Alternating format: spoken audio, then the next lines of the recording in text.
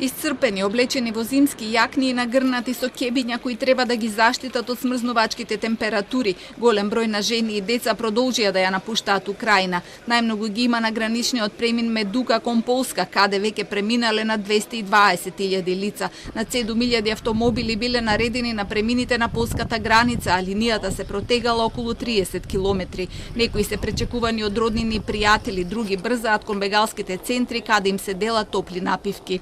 Але приїхала сіла на потяг з Львова і сюди.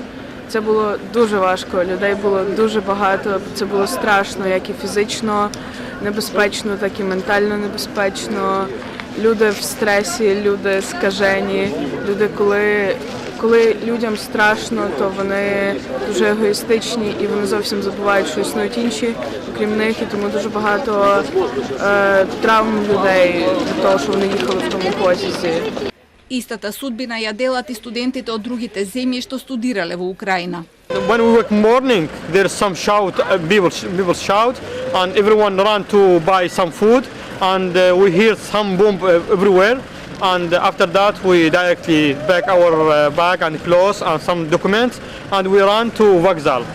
Руската војска денеска најави отворен и безбеден коридор за украинските цивили да го напуштат главниот град Киев. Претходно 40 украински граѓански здруженија упатија заеднички повик до Западот да воспостави безбедни зони за бегалците. За сега нема прецизни информации колку точно луѓе ја напуштиле Украина. Според УНХЦР бројот е над 500.000. ЕУ едногласно прифати да ги прими бегалците до 3 години без тие да мора да поднесат барање за право на азил. Германската железничка компанија Deutsche Bahn понуди бесплатен превоз за сите украинци кои сакаат да стигнат во Германија од полско-украинската граница, а слична понуда најавија и австриските државни железници.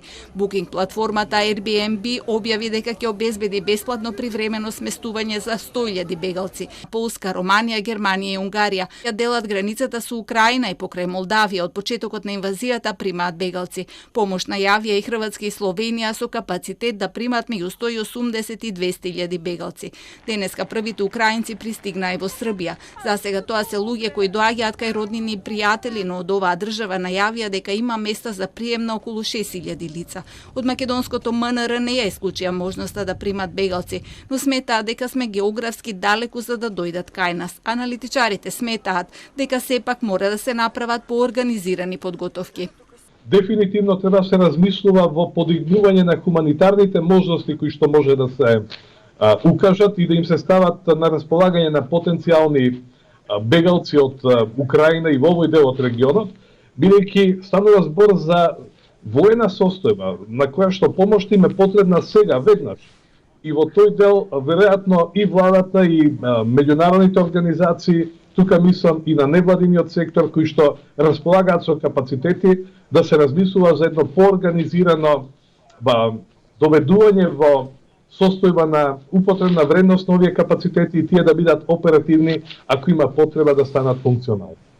Повеќето од оние што бегаат се жени и деца, бидејќи на сите мажи на возраст од 18 до 60 години им е наредено да останат и да се борат. Европската комисија ја коригираше првичната проценка од 5 милиони бегалци и ја прошири на над 7 милиони.